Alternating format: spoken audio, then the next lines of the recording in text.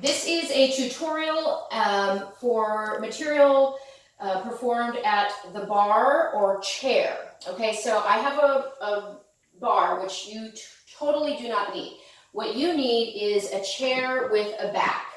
And you want to make sure it's sturdy, and you can actually pile some books on top for more stability, but you're going to be using this in positions like this, and fold it over like this, and like this. So something sturdy, okay?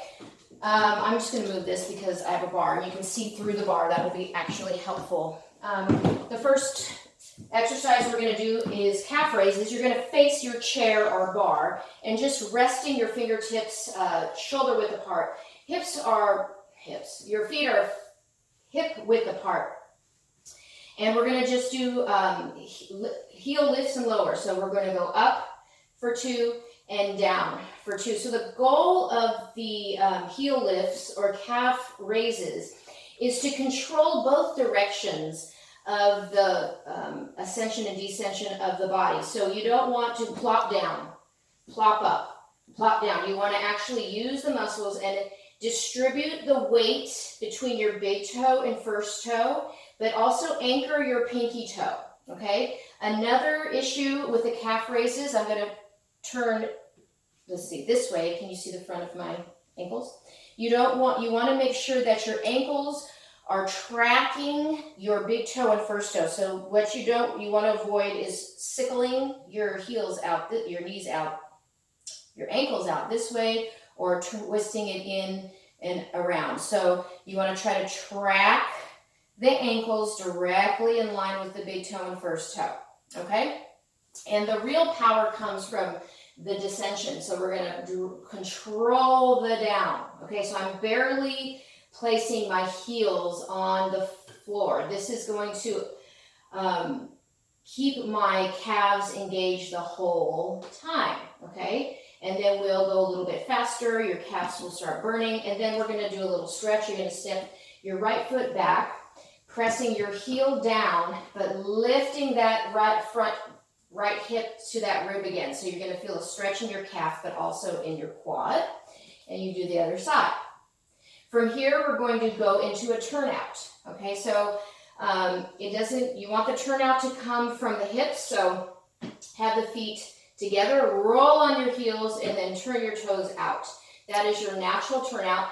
And we're going to do the same kind of exercise. So we're going to come up for 2 and control down for 2. Now in turnout, you're going to be feeling other muscles firing up, especially if you focus your weight on your big toe, first toe, and anchoring that pinky toe.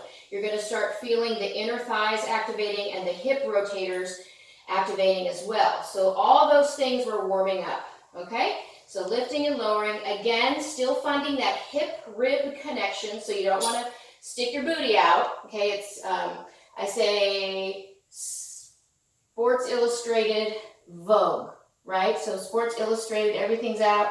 Vogue, everything's in. We just want to be normal people here, okay? So lift and lower, and lift and lower, staying in your calves, anchoring all toes to the floor, okay? Then we'll stretch again, and we'll stretch and turn out, and other side. Then we're going to go into thigh work. So in thigh work, I will direct you on the placement of your feet, but in general, they're going to be hip width apart and parallel. And a lot of times when people first do this, they think this is parallel.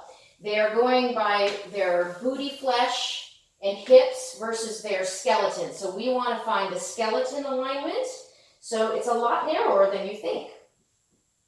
And then you want to make sure that you're in true parallel and that the outer edges of your feet are in 2 straight parallel lines. From here, you're going to roll up onto your toes.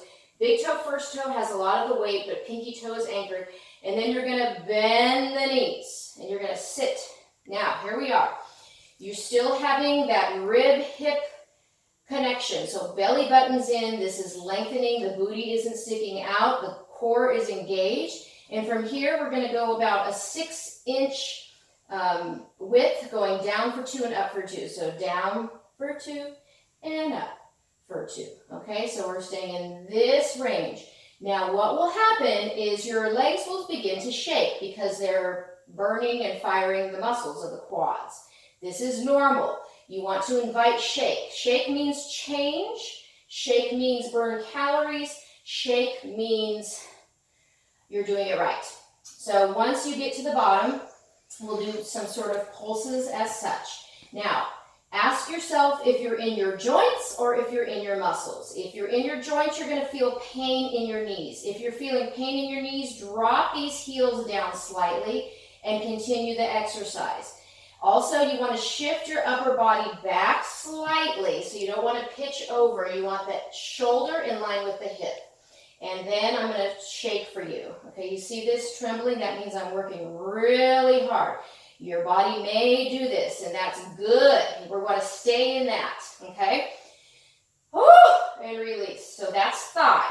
We're going to do 3 sets of those thighs, but we may change the direction of the toes. Okay, we may do diamond shape as such, working inner outer thigh, or we may take a prop and place it in between the thighs, or we may take a resistance band and wag the knees out.